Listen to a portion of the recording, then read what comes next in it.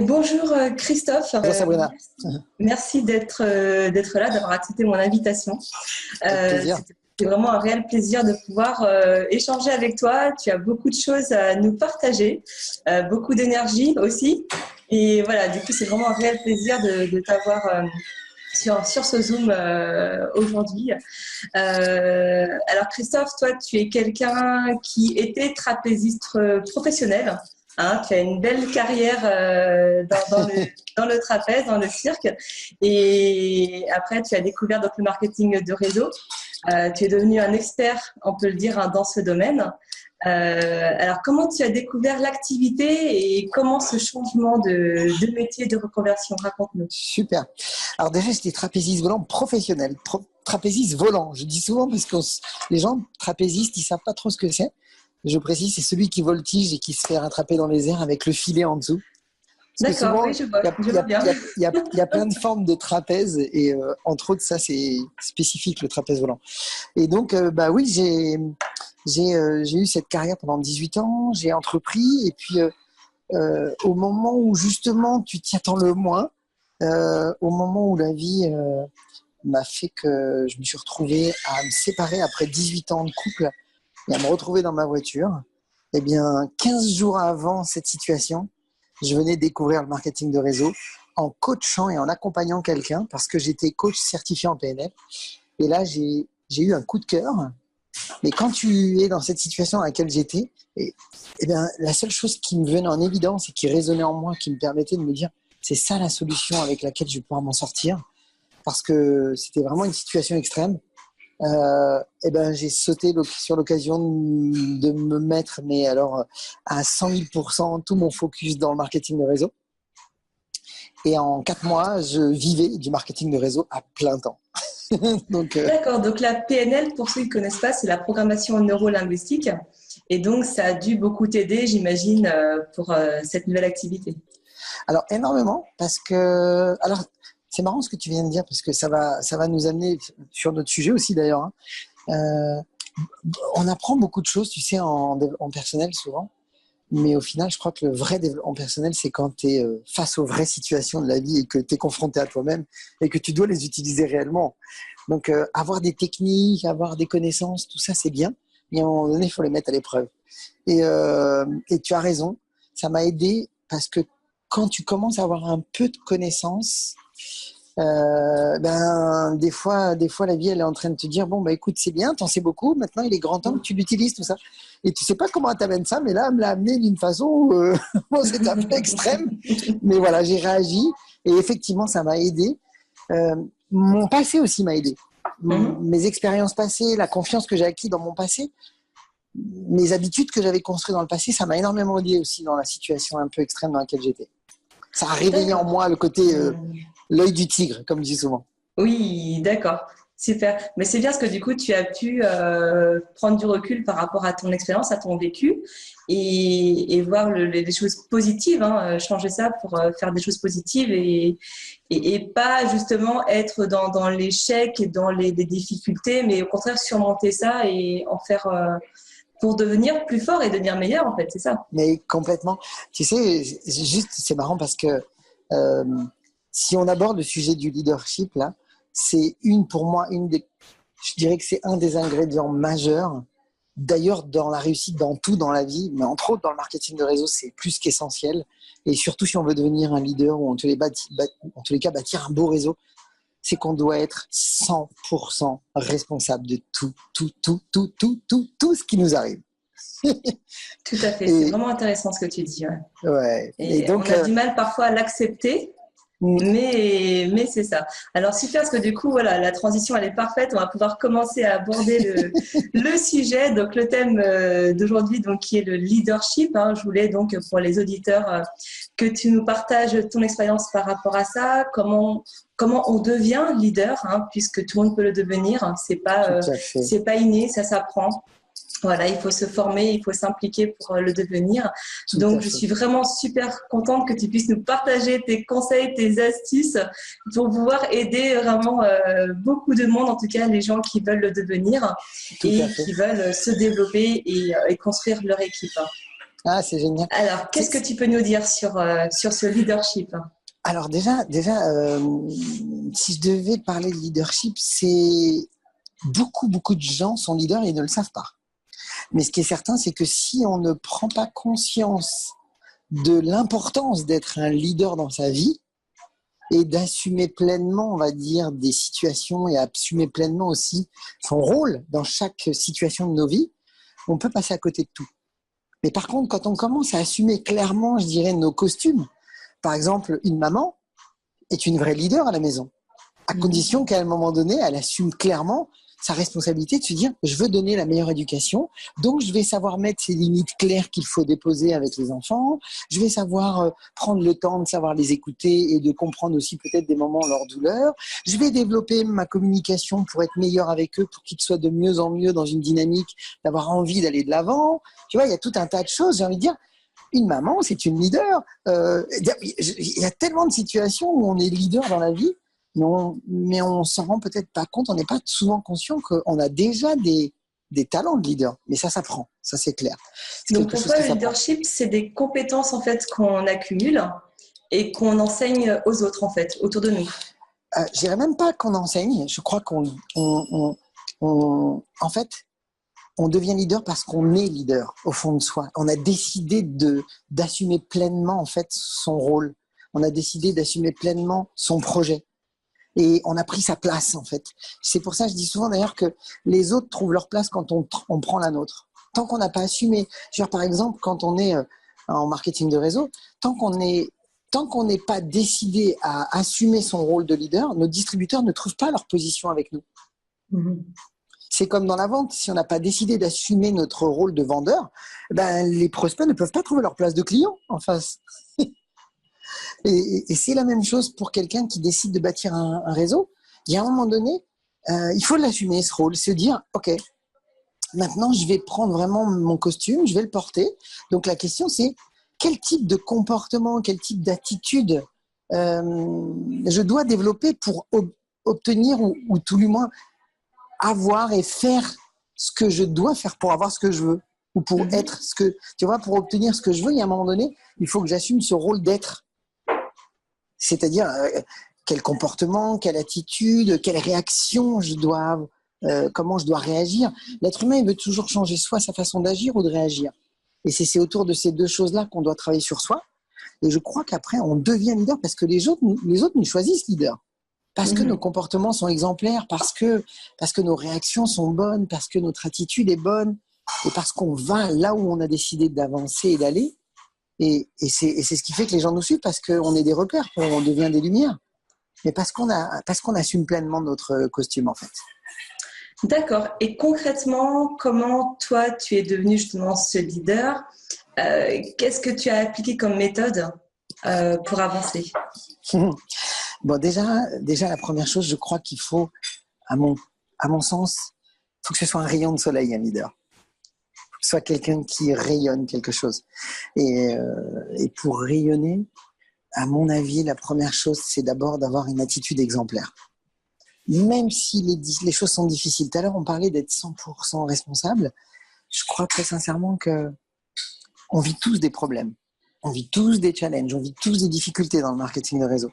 Mais encore une fois, c'est ce que je dis souvent, c'est jamais tant les circonstances qui vont être importantes, c'est toujours la façon dont on va les gérer qui vont être essentielles, qui vont être importantes. Et c'est déjà de là qu'on va commencer à juger la qualité d'un leader. Parce que, très honnêtement, les gens qui ont les meilleurs postes dans la vie sont souvent les gens qui sont capables de gérer plus de problèmes que les autres, avec une communication beaucoup plus tempérée que les autres. Mais tous les gens qui sont submergés par des petits problèmes et qui ont tendance à s'exciter ou à s'énerver sont souvent à des responsabilités qui ne seront pas très importantes, et c'est normal. Parce que la vie, elle est fabuleuse pour ça, c'est que on ne peut gérer et on ne peut obtenir que ce qu'on est capable de gérer. On ne recevra jamais plus que ce qu'on est capable de gérer. Donc l'objectif, c'est vraiment de développer cette capacité d'être toujours au-dessus des problèmes et de se voir plus grand que ces problèmes. Ça, c'est Donc, ça se joue vraiment, vraiment là, en fait. C'est-à-dire que les gens qui pensent que quand ils réussissent pas, voilà, c'est un échec, alors que certaines personnes vont le prendre juste comme un challenge pour surmonter ça et avancer, c'est à ce moment-là, en fait, que tout se joue. Exactement. En fait, tu, tu juges le leader aussi par rapport à sa capacité à gérer les difficultés. Tu juges le leader par rapport à sa capacité à rester calme dans la tempête. Et c'est là que c'est rassurant. Parce qu'en fait, les gens qui vont suivre un leader dans une compagnie de marketing de réseau, c'est des gens qui vont se dire, avec cette personne, je vais obtenir mes objectifs. Avec cette personne, je vais répondre à mes besoins. Parce que, encore une fois, tout le monde a quelque part un intérêt personnel derrière tout ça. Et si on veut vraiment être capable d'obtenir la chance d'avoir une belle équipe ou une grande équipe, faut être capable, avant tout d'abord, d'être capable de gérer plus de problèmes que tous les autres. Et il n'y a que comme ça que la vie te permettra d'avoir une plus grande équipe. Ça te semble cohérent ? Ça me semble complètement cohérent et en fait c'est un tout, c'est l'attitude, c'est le comportement, beaucoup d'enthousiasme comme tu disais, de positivisme. Finalement c'est tout ça. Je sais que moi je l'ai appris par des lectures, par des vidéos, par le fait de côtoyer des gens aussi qui l'étaient déjà, donc tu apprends beaucoup plus. Donc ça passe par là aussi, j'imagine, finalement, cet apprentissage. Alors c'est intéressant que tu dis parce que tu vois, il y a le côté de la situation où il y a les problèmes qu'il va falloir affronter, gérer et avoir une bonne attitude pour pouvoir recevoir plus. Et il y a en même temps, il y a une attitude quotidienne, parce qu'il y a aussi plein de moments où ça va super bien, où on est effectivement, je dirais, un charisme, un dynamisme et une énergie positive qui va attirer les autres et qui va faire que, effectivement, on va être attractif auprès des prospects, mais auprès de nos équipes. C'est cet enthousiasme, cette énergie qui est forte. Et je suis pour, non pas le positivisme, mais je suis plutôt pour le côté, il faut pas être inconditionnellement positif. Je suis plutôt dans l'optique d'être inconditionnellement constructif plutôt. Et quand je dis constructif, ça veut dire que ça sert à rien de se mentir et de se dire mais tout va bien quand les choses ne vont pas ou de vouloir se garder la face en disant mais je suis heureux malgré que là je viens de prendre un coup, mais ça va, moi je suis fort. Non, la question c'est pas ça. C'est toujours, je crois très sincèrement, c'est la première question, c'est de se dire, ok, est-ce que déjà est-ce que ce que je suis en train de vivre c'est un problème ou est-ce que c'est un tracas ? Parce que si c'est un tracas, je le traite tout de suite et du moins je le traite même pas, je me reconcentre sur autre chose. Si c'est un problème, je le gère. Donc on peut pas être positif, tu vois, tout le temps. Il y a un moment donné, il faut être constructif. Et la question, c'est surtout comment je peux utiliser, quel avantage je peux utiliser de ce qui est en train de m'arriver. En fait, je crois très sincèrement que tout ce qui nous arrive, que ce soit le positif qu'il faut continuer à nourrir et à développer pour rentrer dans des spirales positives, ça c'est génial. Et l'augmenter, l'accentuer, et ça va donner de l'élan parce que, comme on dit dans le marketing réseau, quand le moral est haut, appelle tes downlines. Et quand le moral est bas, appelle tes uplines. Tu sais, on dit souvent pour aller te ressourcer. Parce qu'effectivement, cette énergie positive, plus tu la nourris, plus ça va nourrir les autres aussi. Ça va être attractif. Mais en même temps, être positif tout le temps quand ça va pas, non. Il faut être constructif. Il faut être comment tirer avantage de tout ce qui nous arrive et quel enseignement je peux en tirer, comment je peux faire mieux la prochaine fois. D'accord, donc c'est se remettre en question, se poser, se remettre en question et voir comment on peut améliorer et aborder les choses différemment justement pour évoluer dans le domaine. Tout à fait, parce que clairement, de toutes les façons, tout le temps, on va être poussé à être, dès qu'on va passer un palier, tu sais pas pourquoi, la vie va te remettre quelque chose de plus difficile encore que la dernière fois pour que tu grandisses encore. Mais en fait, les gens, ils se disent, moi, j'aimerais bien vivre sans problème ou j'aimerais bien ne pas avoir de problème. Mais en fait, tu peux jamais fuir ça. Tu auras constamment des challenges à relever de manière à grandir. Et c'est ça qui fait la griffe d'un leader. D'ailleurs, je vais te donner une image que je donne souvent. Où est-ce que le vent souffle le plus fort ? En haut de la montagne ou en bas de la montagne ? En haut de la montagne. Et quand on veut gravir le business et aller au sommet, c'est bien là-haut que ça souffle. Hein. Oui, d'accord. Et du coup, finalement, plus on évolue, plus les difficultés vont être élevées aussi, en fait. Sauf que elles seront à un niveau beaucoup plus bas pour toi parce que toi, tu auras grandi. C'est encore une histoire justement de façon de... En fait, l'idée, c'est qu'elle te muscle. Je dis souvent d'ailleurs que les problèmes sont à notre mental, ce que sont les haltères à la musculation. C'est vraiment ça l'idée, c'est de devenir plus grand. Ça, c'est vraiment pour moi un point essentiel. Être 100% responsable de ce qui nous arrive te permet de pouvoir être plus grand. Et après, le deuxième point important pour moi, c'est d'apprendre justement à être plus grand que ces problèmes. Et le troisième point qui fait pour moi la griffe, alors après, bien sûr, il y a d'autres points qu'on pourra parler pour être un leader, hein, mais entre autres, c'est une des premières choses, parce que la réalité, c'est que les gens, quand tout va bien, tout le monde va bien. Mais quand tout va mal, c'est là que tu te dis, waouh, avec lui, je peux m'appuyer. Lui, il est stable, lui, il est posé, lui, il est serein, lui, il est capable d'avancer, même quand c'est la turbulence qui est là. Le troisième point qui aide vraiment à devenir un bon leader, et ça, c'est des points de mesure, tout ça, parce qu'on peut mesurer, en fait, toutes ces choses-là, nos comportements.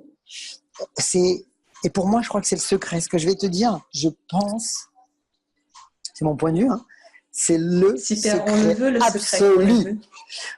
En fait, on t'écoute. Je crois que pour avoir une grande réussite dans le marketing de réseau, c'est non pas le nombre de fois où on a des problèmes qui est important, c'est au nombre de temps où on va y rester qui va faire notre succès. En fait, le but du jeu... C'est un peu comme la prise de décision. Plus on prend des décisions rapidement et plus on sera efficace dedans. D'accord. Et en fait, c'est ça. C'est toujours des prises de décision, de toute façon, parce qu'on ne fait que des choix à chaque fois. Il y a des décisions qui sont prises en permanence, on ne se rend pas compte. Hein. On prend des décisions, des fois peut-être inconscientes, mais on prend des décisions tout le temps. Mais c'est surtout l'idée de se dire, OK, est-ce que je me laisse absorber par la difficulté ? Imaginons un distributeur qui se retrouve confronté à je sais pas, par exemple, à un de ces leaders qui décide d'abandonner. Tu vois, ça peut submerger parce que d'un coup, ça va toucher ton mental, ton émotion, parce que tu te sens rejeté quelque part, mais en même temps, tu vois les conséquences, en même temps, tu te dis, mais attends, j'ai donné beaucoup, en même temps, il y a du regret, en même temps, il y a de l'inquiétude, il y a tout un tas d'émotions là qui se mélangent d'un coup. Et puis, ça peut te tirer vers le bas, toi, émotionnellement. Ça peut t'amener à te dire, mais allez, c'est bon, moi, j'abandonne moi aussi. Parce qu'en plus, ça a tendance à nous attirer dans des trous, toutes ces choses-là. Mais la question, c'est que, encore une fois, c'est pas au nombre de fois où on a des difficultés, c'est au nombre de temps où on va y rester. Ça veut dire combien de temps je suis capable et combien de temps je peux me permettre même de rester dans cette situation où je vibre une mauvaise énergie, où je me sens mal, où je suis triste. Combien de temps ? Est-ce que tu peux rester un jour, une semaine ? Comme certains, des fois, les gens restent dans des tonnes de problèmes. Ils restent dans le même problème et puis ils le répètent, ils le racontent, et ils le re-racontent, et le re-racontent. Et tout ça fait qu'ils s'en sortent pas.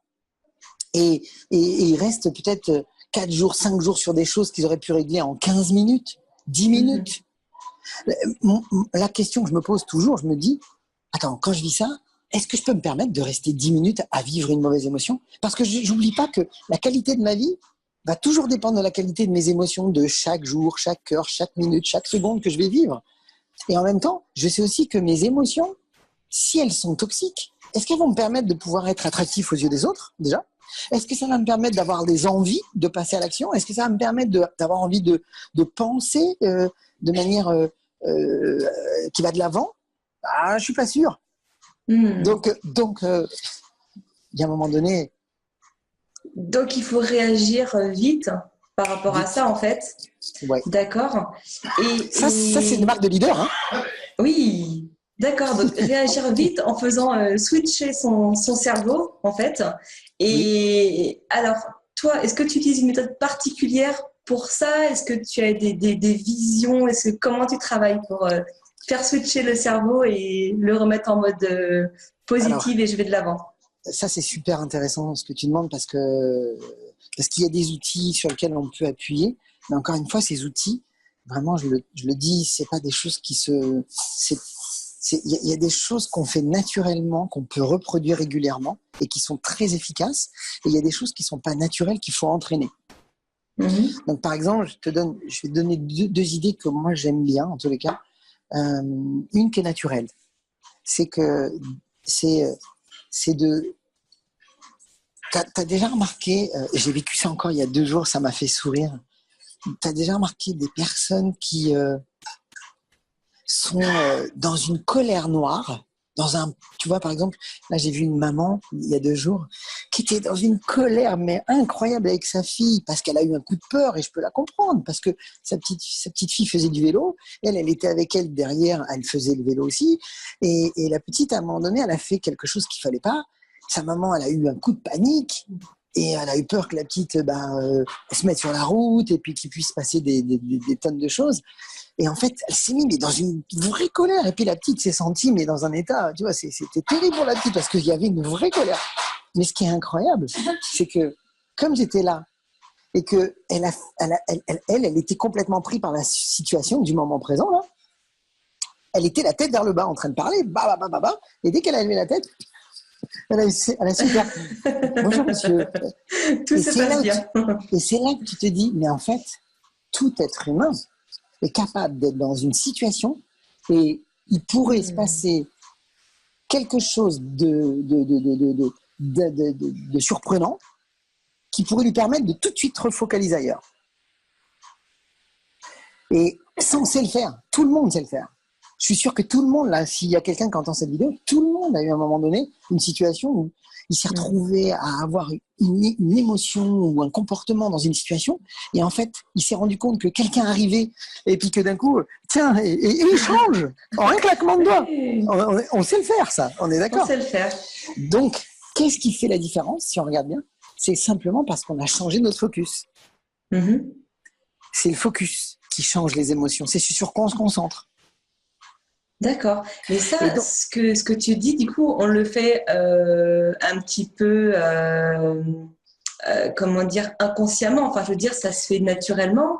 Mais quand on se dit, tiens, il faut que je change, il faut que j'aille mieux, c'est là où c'est plus compliqué, je pense.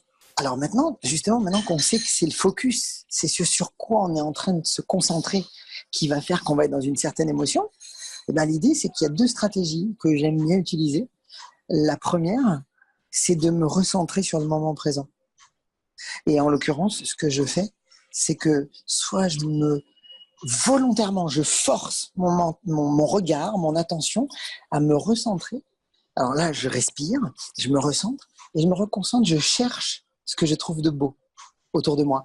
Ça peut être la nature, j'écoute les oiseaux, je force à développer tous mes sens. C'est un exercice, hein, mais je force à volontairement décider de me dire je vais me recentrer sur le moment présent et qu'est-ce qu'il y a de beau là dans le moment présent, qu'est-ce que je trouve de sympa, qu'est-ce que je trouve de positif, tu vois, je ramène mon cerveau, encore une fois, ça sent, faut le muscler ça, mais c'est un truc facile. Je pourrais même volontairement, par exemple, et ça m'arrive aussi, mettre la musique et remettre des trucs qui te remettent une émotion. Je réutilise tous les sens. L'ouïe, donc l'auditif, oui, le regard.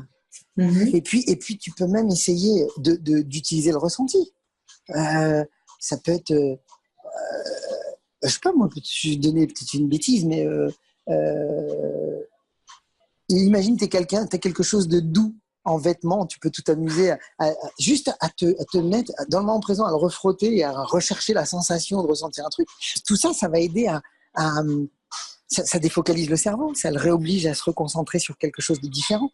Même s'il y a une partie du cerveau qui est peut-être encore accaparée par le truc, mais il faut forcer faut forcer le cerveau à le ramener dans une autre direction. Une autre chose aussi qui aide, que tu peux tout de suite utiliser derrière ça, et ça c'est vraiment une clé fondamentale, c'est de tout de suite forcer le cerveau à lui poser des questions. D'ailleurs, quand je me ramène dans le moment présent, c'est le questionnement qui change ton focus. Toujours. C'est qu'est-ce que je trouve d'intéressant, qu'est-ce que je recherche là. Par exemple, quand je me retrouve dans des situations de conflit, la première chose que je fais à partir de maintenant, mais depuis un certain temps, hein, c'est que je me pose toujours la question de me dire, mais qu'est-ce que j'attends à la fin de cette discussion? Qu'est-ce que j'attends? Qu'est-ce que je recherche?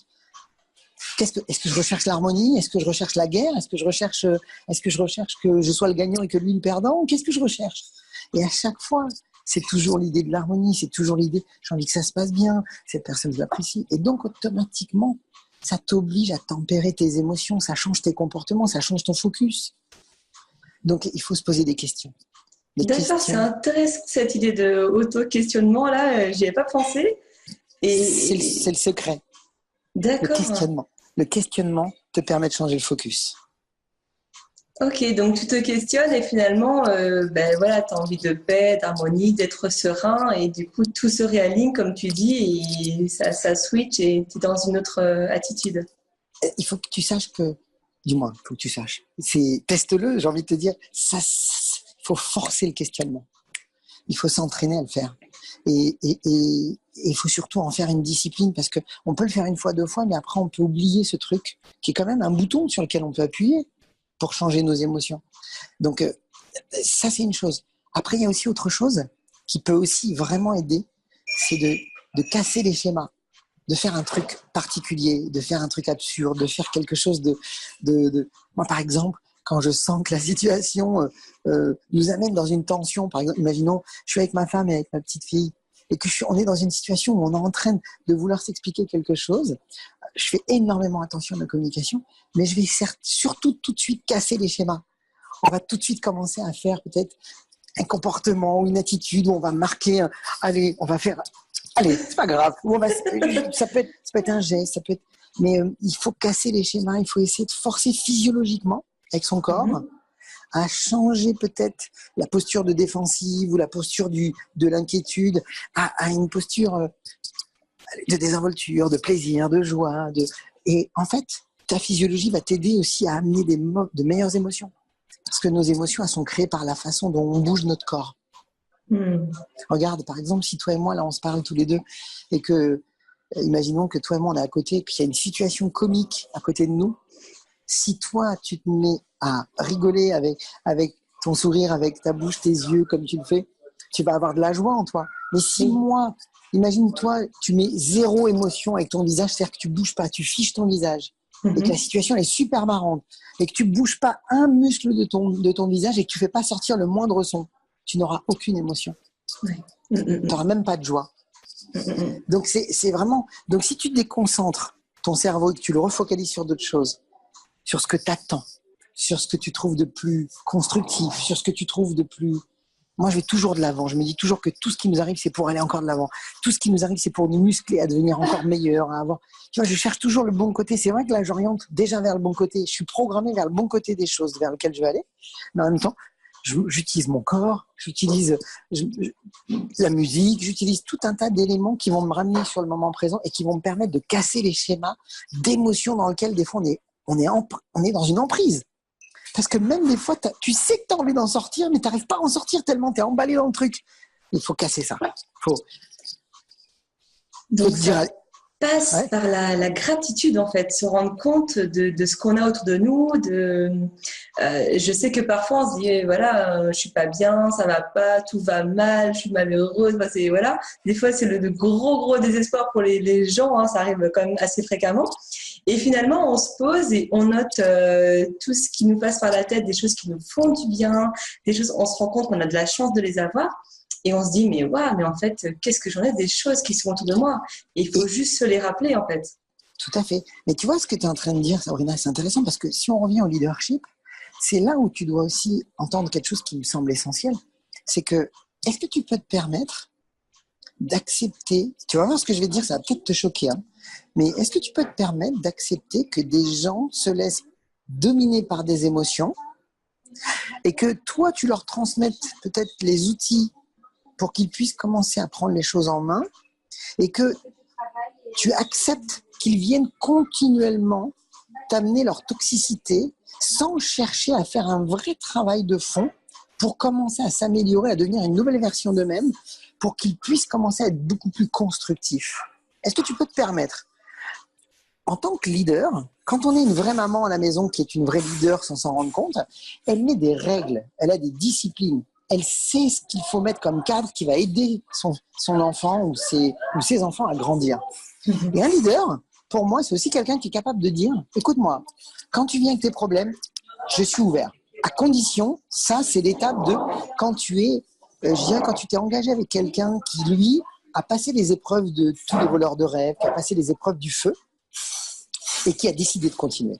Ces gens-là, on peut commencer à passer à un rôle, nous, non plus coach formateur, mais un peu père-mère. un peu comme un père ou une mère. C'est le rôle du leader de savoir écouter même les problématiques de nos équipes. Déjà sur un court laps de temps, il faut que ça aille vite, puisque le but c'est pas qu'on reste 10 ans, donc il faut lui apprendre à aller vite. Et il faut lui expliquer l'importance d'aller vite parce que le temps que je passe avec toi, c'est un temps où je ne peux pas aller recruter de nouvelles personnes. Et toi, le temps que tu passes avec moi, c'est le temps que tu perds à ne pas recruter de nouvelles personnes.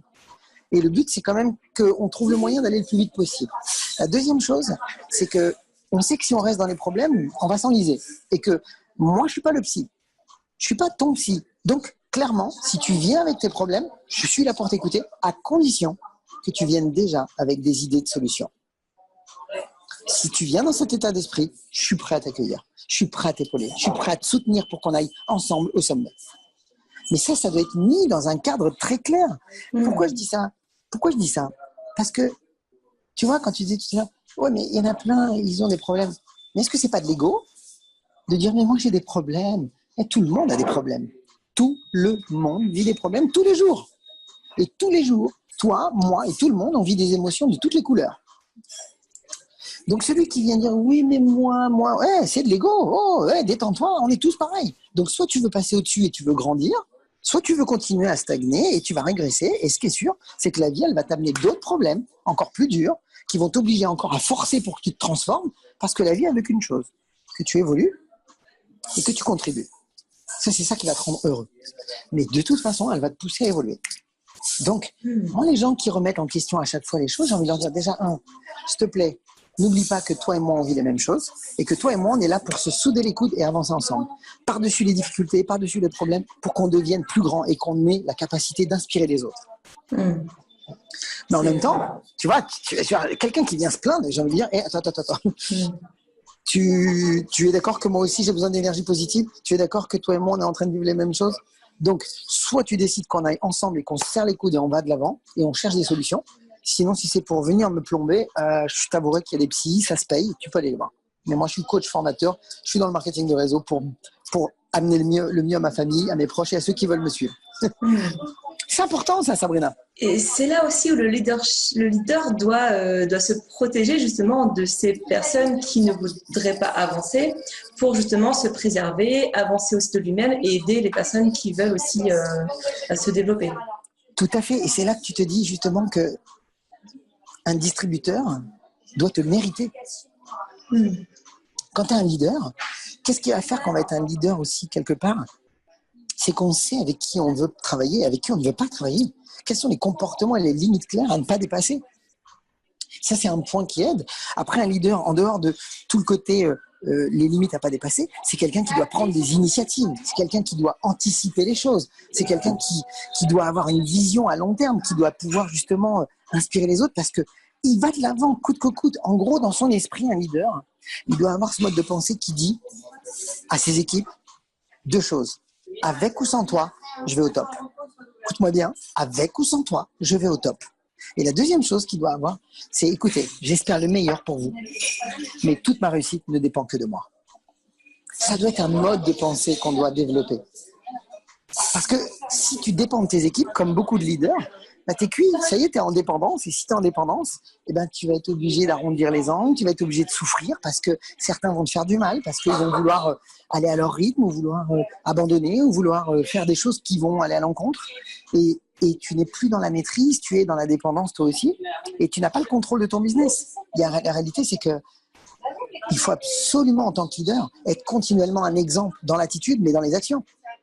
Et donc, continuellement aller recruter, développer, montrer. En gros, ce qu'il faudrait dans la tête, c'est ne pas oublier ou se rappeler toujours que les équipes seront 100 000 fois plus motivées quand elles savent qu'elles ratent quelque chose que si elles gagnent quelque chose. Ça voudrait dire que plus toi, tu continues à aller recruter de nouvelles personnes et à t'occuper d'autres personnes, elles ont le sentiment d'être en train de rater un truc là.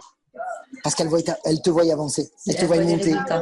Elles te voient monter, voilà. Et donc, ça fait que elles se disent, il faut que je me bouge. Et si elles ne suivent pas, c'est génial, c'est pas grave, parce que de toute façon, elles se répartissent un jour ou l'autre.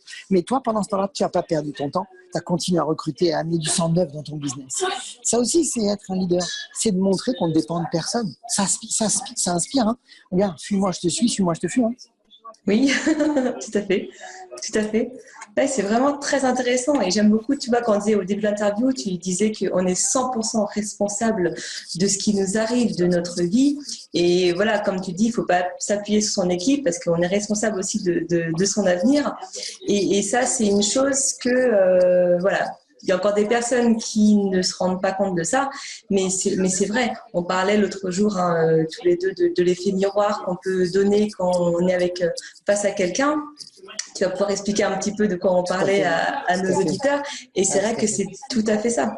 Bah, tout à fait. En fait, on dit souvent d'ailleurs dans le marketing de réseau que nos équipes nous ressemblent. C'est le miroir de nous-mêmes au final.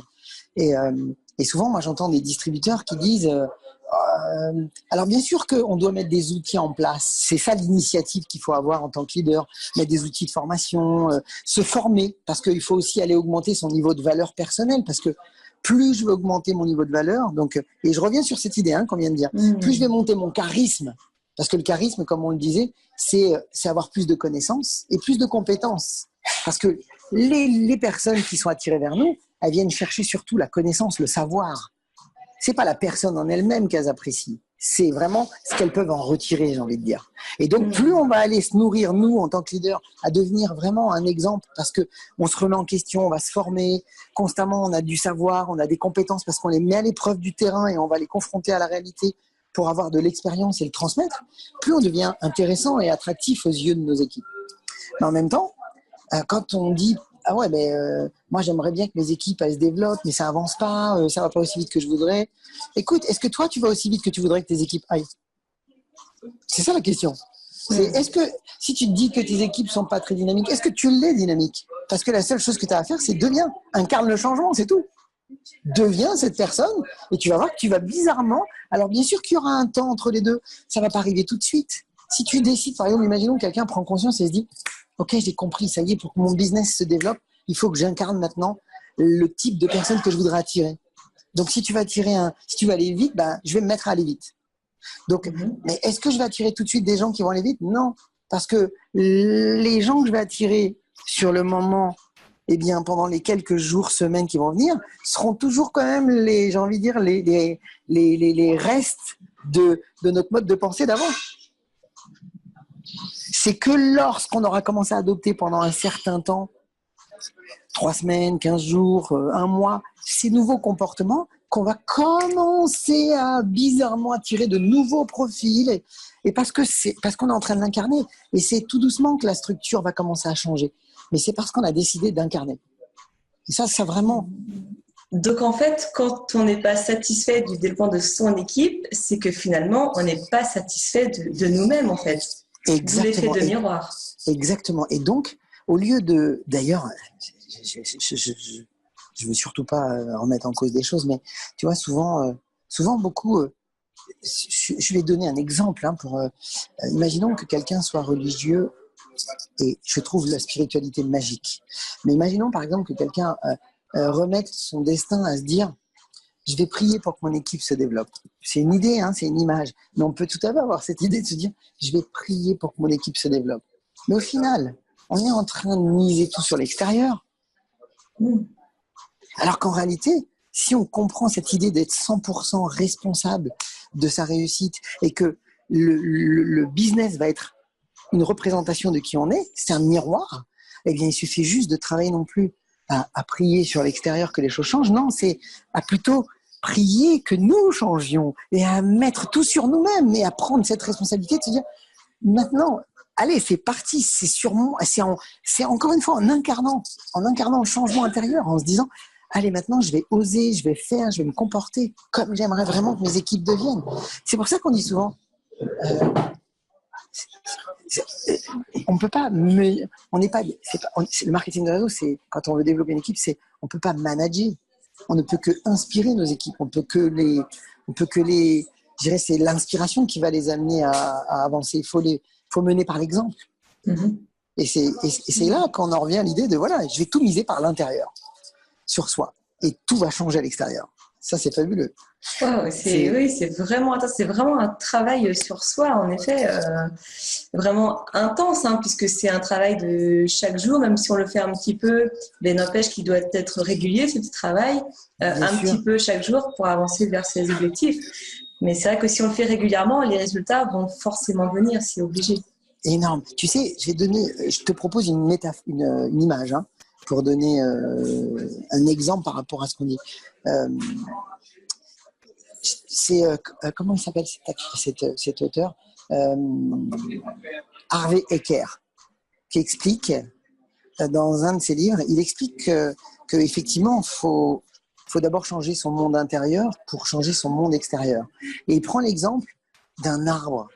Et quand on arrive devant un arbre et cet arbre a fait des fruits, et qu'on arrive devant les fruits et que ces fruits ne nous plaisent pas parce que ils sont peut-être le goût n'est pas bon, la forme n'est pas belle, et quand on est déçu des fruits que l'arbre a donnés, c'est un petit peu les résultats. Les fruits, c'est le résultat. Supposons notre équipe, on est déçu des résultats qu'elle donne parce qu'elle va pas assez vite, parce qu'il s'implique pas assez. C'est les fruits. Mais est-ce que il faut changer les fruits et attendre les fruits de la prochaine saison pour que les choses changent, ou est-ce qu'il faut plutôt aller changer les racines et travailler dans les racines pour que les fruits soient meilleurs? Ok, chouette. Ben oui, en profondeur. Et donc, ça prouve bien que c'est sur soi-même. C'est d'abord, il faut changer le monde intérieur. C'est les racines qu'il faut aller travailler pour que les fruits soient meilleurs. C'est chouette. La métaphore, elle est vraiment très explicite et Ouais. vraiment intéressante. Et alors, je pense que tu seras d'accord avec moi. J'ai appris aussi, hein, quand j'ai découvert le métier, qu'il fallait bien s'entourer. Et ça, c'est l'environnement aussi va aider à développer son leadership. Alors, c'est pas forcément facile de faire du tri et de rencontrer les bonnes personnes. Après, c'est l'attitude, hein, qui travaille. Mais qu'est-ce que toi, tu rajouterais par rapport à ça, par rapport à son environnement, justement? Alors, c'est marrant parce que, encore une fois, là, je te parle de mon expérience de vie en général et dans le marketing de réseau. Ce qui est fou, c'est que souvent on entend l'idée de dire que, et ça c'est très vrai, qu'on est la somme des 5 personnes avec lesquelles on est le plus souvent, c'est que effectivement en tant qu'humain, c'est comme ça, on est tous des sources d'énergie, et les gens qui nous entourent, on va adopter plutôt leur mode de croyance, on va adopter leurs habitudes, on va adopter leur mode de pensée. Tu verras les groupes de gens qui fument, tu verras souvent que même si quelqu'un ne fume pas, à la longue, il y a des chances qu'il se retrouve à fumer. Quelqu'un qui n'a pas de tatouage et qui est avec des gens qui ont tous des tatouages, il va se retrouver avec un tatouage. C'est un peu comme ça. Mais ce qui est fou, c'est que souvent on entend ça un petit peu de manière un peu brute. Et j'adore cette idée qui dit en marketing, si tu veux sentir l'air frais des montagnes et voler comme un aigle, il ne faut pas traîner avec les dindons. Alors oui, c'est vrai. Mais encore une fois, quand tu entends ça, tu te dis, ah, il va falloir que je m'écarte de gens et que j'en attire d'autres. Mais en fait, ça, c'est dur à faire parce que des fois, on a un peu de mal à le faire. Parce que c'est vrai qu'on peut faire du mal à des gens. En fait, moi, j'ai trouvé une méthode que j'ai toujours,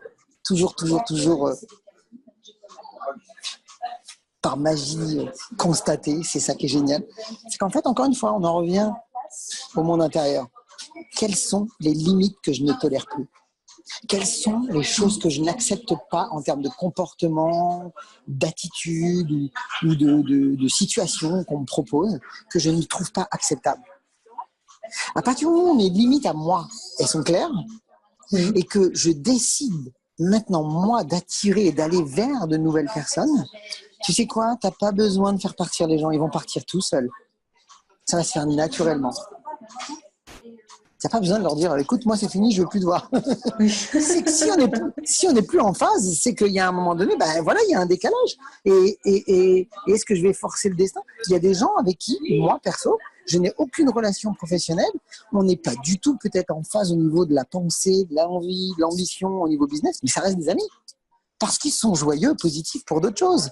Mais maintenant, si moi j'estime que certaines personnes au niveau professionnel ont certains comportements que je ne tolère pas, je ne les attirerai pas, mais ça n'empêche pas que je peux aussi aller voir d'autres personnes qui ont des fois des moments de pas bien, des moments de douleur, et c'est des amis, et ça n'a pas d'impact. Après, il y a une autre chose aussi qui est très importante.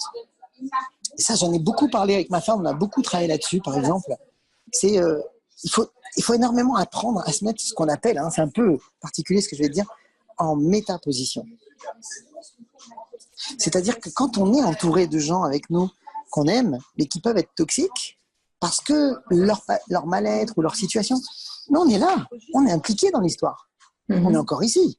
Maintenant, la question c'est, est-ce que c'est vraiment quelqu'un qui va à l'encontre de mes convictions, de mes valeurs, de mes trucs, et là, effectivement, là, je mets des barrières. Tu vois, quelles sont les limites, quoi, encore une fois. Mais il y a des gens, on ne peut pas fuir tout non plus, tu vois. Je trouve que c'est radical, les gens qui disent il faut que tu vires tous les gens toxiques. Mais enfin, dans quel monde on est les gens qui ne sont pas bien, il y en a autour de toi. Dis-toi que s'ils sont là et qu'ils sont dans ton environnement, tu es quand même aussi dans cette histoire, ils sont là. Tu es impliqué, tu es là, donc qu'est-ce que tu peux faire? Comment tu peux le vivre? Qu'est-ce que ça t'envoie au fond de toi en termes de miroir, encore une fois? Est-ce que ça peut aussi te permettre d'évoluer de toi intérieurement et de transformer des choses en toi? Mais la réalité, c'est que il faut apprendre à surtout pas être comme j'entends souvent, une éponge. Il y a des gens qui se disent, ils prennent l'étiquette de « je suis une éponge ». Ok, c'est dur d'être une éponge parce que c'est-à-dire que tu te prends toutes les émotions de tout le monde. Mais la question, c'est est-ce que ça va m'aider ou pas? Est-ce que ça va me détruire ou pas? Toutes ces questions, elles sont importantes. La réalité, c'est qu'évidemment que ça va avoir un impact. Donc, ce qu'il faut, c'est se détacher des émotions quand les gens ont des problèmes et qui font partie de notre environnement, mais plutôt non pas regarder et prendre les émotions, mais plutôt regarder dans quel type de fonctionnement de pensée ils sont. C'est-à-dire leur structure de pensée. C'est-à-dire à quoi ils croient. Par exemple, quand quelqu'un est en train de me raconter ses problèmes, je vais pas prendre le problème, je vais pas le vivre, je vais pas le ressentir, parce que je me mets à l'extérieur. J'essaie plutôt de regarder comment il a construit le problème. Qu'est-ce qui l'a amené à ce problème? Quels sont les modes de pensée qui fait qu'il en est là?